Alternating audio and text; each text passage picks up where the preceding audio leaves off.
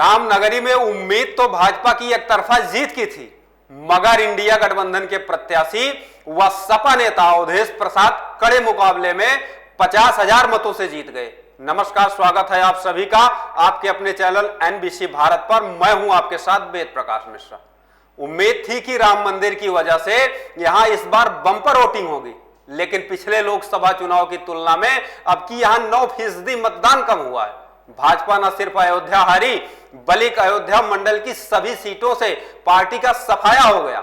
सवाल तो भाजपा के नीति नियंताओं के मन में भी उठ रहे हैं कि 500 साल के संघर्ष के बाद अयोध्या में राम मंदिर की सौगात देने के बावजूद चूक कहां रह गई, जिस अयोध्या की वजह से भाजपा न सिर्फ उत्तर प्रदेश बल्कि 2 बार केंद्र की सत्ता तक पहुंची। वहां राजनीति के विशेषज्ञों ने भाजपा की हार के गहरे नेतार्थ निकाले हैं।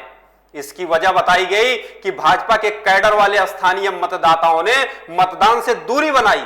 इसके पीछे शासन सत्ता से नाराजगी रही। यहां बीते 2 वर्षों से चल रहे सड़कों के चौड़ीकरण और अन्य विकास कार्यों की वजह से जनता को व्यक्तिगत नुकसान हुआ। तोड़फोड़ में किसी की दुकान चली गई तो किसी का मकान। दस्तावेजों की कमी की वजह से बड़ी संख्या में नागरिकों को पर्याप्त मुआवजा भी नहीं मिला। बताते हैं कि उनकी सुनी भी नहीं गई। यह नाराजगी कम मतदान प्रतिशत के रूप में सामने आई और भाजपा को नुकसान पहुंचा गई। इसके उलट इस विधानसभा क्षेत्र में इंडिया गठबंधन के प्रत्याशी के पक्ष में सपा और कांग्रेस के कैडर वोट के अलावा दलित और मुस्लिमों का वोट एक तरफा सपा प्रत्याशी को गया। यही जीत का आधार बना। स्थानीय नागरिकों की एक तरफ से बात भी सामने आ रही है कि भाजपा ने यहां प्रत्याशी चयन में भी चूक की। बीते 1 दशक से सांसदी कर रहे लल्लू सिंह अब तक मोदी के नाम पर जीतते आ रहे थे।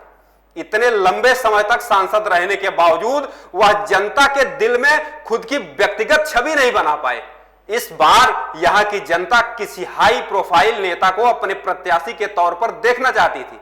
लल्लू के नाम की घोषणा होने पर लोगों को चुनाव में कोई रोमांच ही नजर नहीं आया और प्रधानमंत्री मोदी के नाम पर लगातार 3 बार जीतने से परहेज किए बिना इसके विपरीत इंडिया गठबंधन ने प्रयोग के तौर पर कद्दावर सपा नेता और 9 बार के विधायक अवधेश प्रसाद पर दांव खेला। तो वक्त हो चला आपसे इजाजत लेने का। उम्मीद है हमारी यह रिपोर्ट आपको पसंद आई होगी। आपसे भी उम्मीद है आप ये वीडियो लाइक करेंगे, शेयर करेंगे और कमेंट सेक्शन में जाकर के बेबाकी से अपनी आवाज बुलंद करेंगे। नमस्कार।